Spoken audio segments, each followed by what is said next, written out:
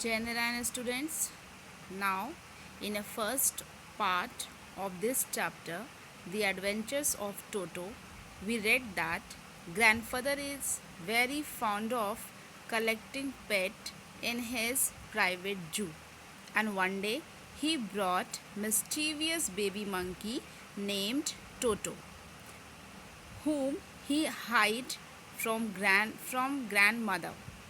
So he accompanied that baby monkey with him to Saharanpur. So let's read next what happened in this story. Now, when Toto was finally accepted by grandmother, he was given a comfortable home in the stable. Stable means a place where horse should be kept, where he had for a companion the family donkey, Nana. On Toto's first night in the stable, grandfather paid him a visit to see if he was comfortable. To his surprise, he found Nana without apparent cause pulling at her halter and trying to keep her head as far as possible from a bundle of hay. Halter means here halter means a space between the head. So he was just rubbing his head. Grandfather gave Nana a slap across her haunches. Haunches means, and she jerked back, dragging Toto with her. He had fastened onto her long ears with his sharp little teeth. Toto and Nana never became friends. A great treat for Toto during cold winter evenings was the large bowl of warm water given him by grandmother for his bath. He would cunningly test the temperature with his hand, then he would gradually step into the bath. First one foot, then the other, as he had seen me doing, until he was into the water up to his neck. So, now in this paragraph, the writer's grandmother finally came to know of Toto's presence in the house. Up to this time, the grandmother who didn't know about the presence of Toto, now she aware of his presence. She allotted him a space in their stable along with the family donkey Nana. On the first night in their stable, grandfather visited Toto. He visited to stable to see in which condition Toto was, and what he found? He found Nana restless, pulling its rope in order to stay away from the heap of hay. And he found that Nana means, who is here Nana? Nana is a donkey. Donkey's name is Nana. He found, when he visited to see the monkey, he found that in the stable where he is accompanied with Nana, Nana feeling restless with the presence of the baby donkey,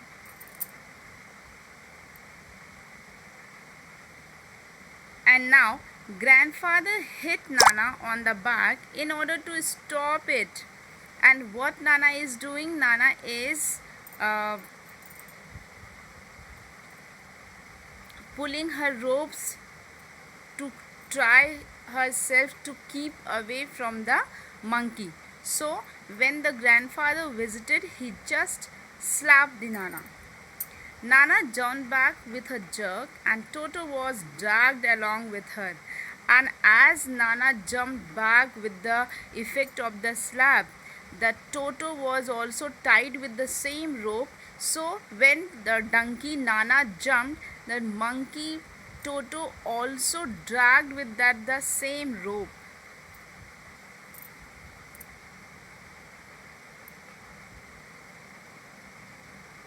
And in the winter season, Toto enjoyed having a warm bath.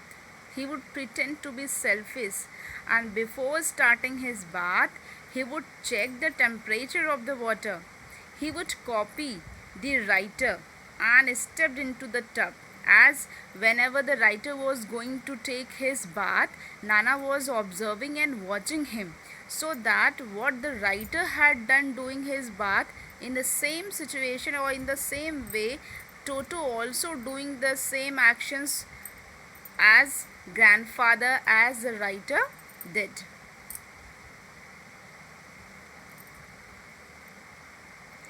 So what he copied from the writer? He would copy the writer. He stepped into the tub, 1 foot at a time. Finally, he would sit in the water with his face out of it. Then he would rub himself with soap. When the water became cold, he would run out of it due to the stove in the kitchen in order to dry himself. Toto got annoyed with he was laughed upon, and when he was doing such kind of activity, the other persons, means the grandfather, grandmother, the writer, used to laugh at him. When the water became cold, he would get out and run as quickly as he could to the kitchen fire in order to dry himself. If anyone laughed at him during this performance, Toto's feeling would be hurt and he would refuse to go on with his bath. One day Toto nearly succeeded in boiling himself alive. And if someone laughed at all his activity, like how he uh, went into the water tub, how he checked the temperature of the water, then how he was rubbing soap around his body and then quickly ran towards the stove to get warm, or doing all this activity, if anyone observed and laughed at him, then Toto denied to take bath next time. And the incident of one day, what happened? One day,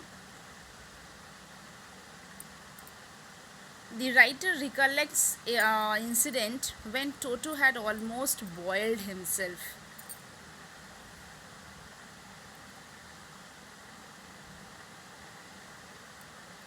A large kitchen kettle had been left. So, in the next para, a large kitchen kettle had been left on the fire to boil for tea and Toto. So, what was the incident when the Toto boiled himself totally?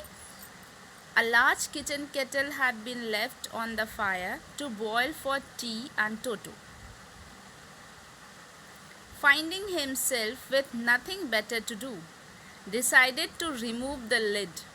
Finding the water just warm enough for a bath, he got in, with his head sticking out from the open kettle. This raised himself a little, but finding it cold outside, sat down again. He continued hopping up and down for some time, until grandmother arrived and hauled him, half boiled. Hauled means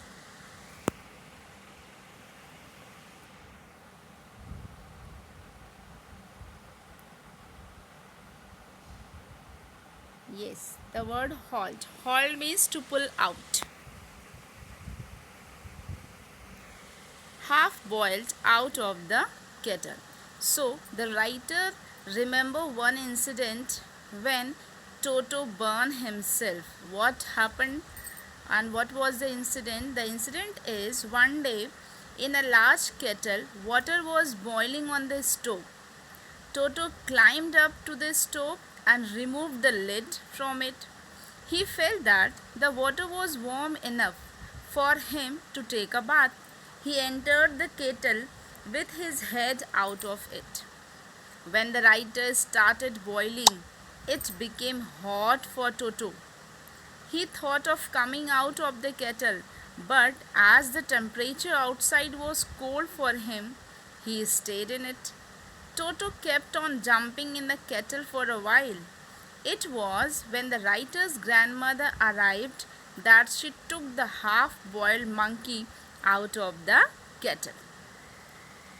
Now, In the next para, if there is a part of the brain especially devoted to mischief, that part was largely developed in Toto. He always tearing things to pieces.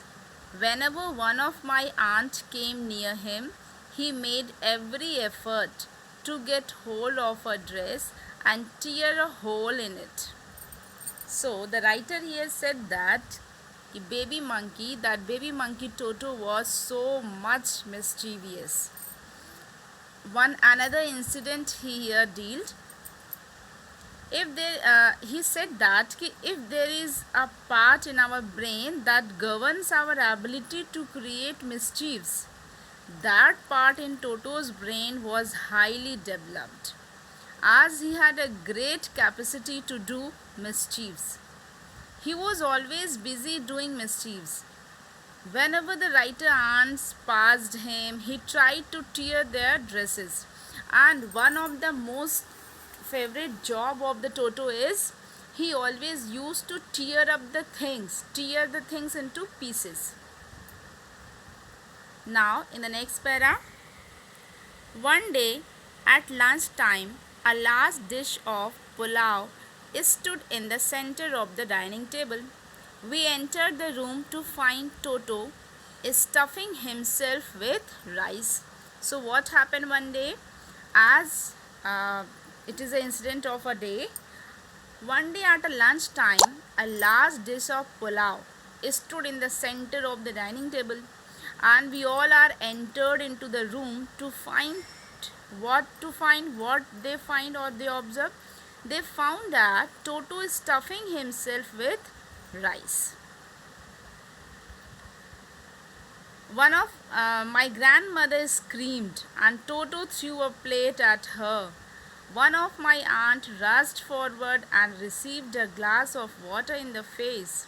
When grandfather arrived, Toto picked up the dish of pulao and made the exit through a window. So what happened next? By seeing this, Toto was stuffing himself. My grandmother screamed and Toto threw a plate at her. And when she screamed at her, what he had done, he just threw a plate on her. One of my aunt rushed forward, and when my aunt rushed forward to check him, to stop him, then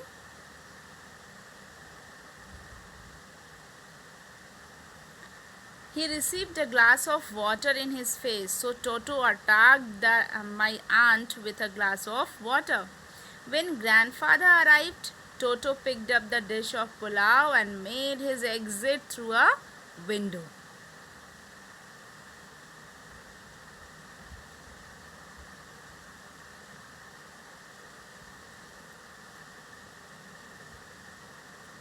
We found, from here we will start. We found him in the branches of the jackfruit tree. The dish is still in his arm. He remained there all afternoon, eating slowly through the rice, determined on finishing every grain. And then, in order to spite grandmother, who had screamed at him, he threw the dish down from the tree and chattered with delight when it broke into 100 pieces. Now, when grandfather arrived, Toto picked up the dish of pulao and made his exit through the window. And we found that by taking the dish of pulao, he went into at the branches of the jackfruit tree, and the dish is still in his arm. He remained there all afternoon, eating slowly through the rice as if he determined on finishing every grain.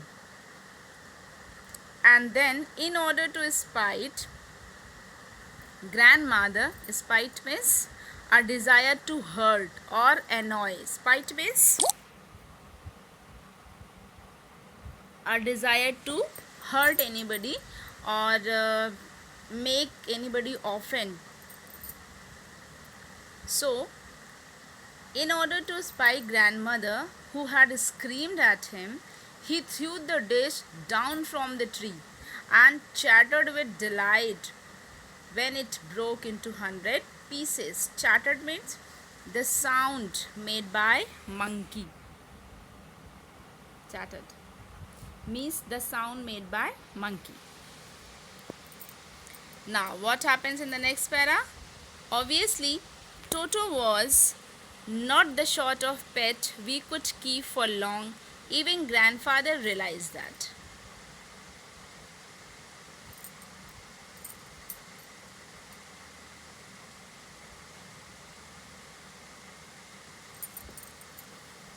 We were not well to do and could not afford the frequent loss of dishes, clothes, curtains, and wallpaper.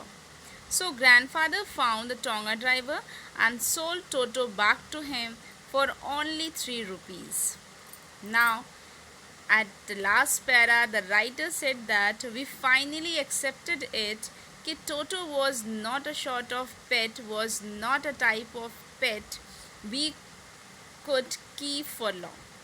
Even grandfather realized that we were not well to do and could not afford the frequent loss of dishes. Finally, the grandfather realized that Toto was not a suitable uh, pet for his private zoo or to kept at home. So they could not afford the frequent losses that he gave them. He tore clothes, curtains, wallpapers, broke dishes. So the grandfather decided to sold Toto back to the same Tonga driver for a sum of rupees 3 only. And he bought by the sum of rupees 5, but only in 3 he returned that pet to the same Tonga driver from where he purchased that baby monkey. So I hope the chapter will be clear to you. Thank you.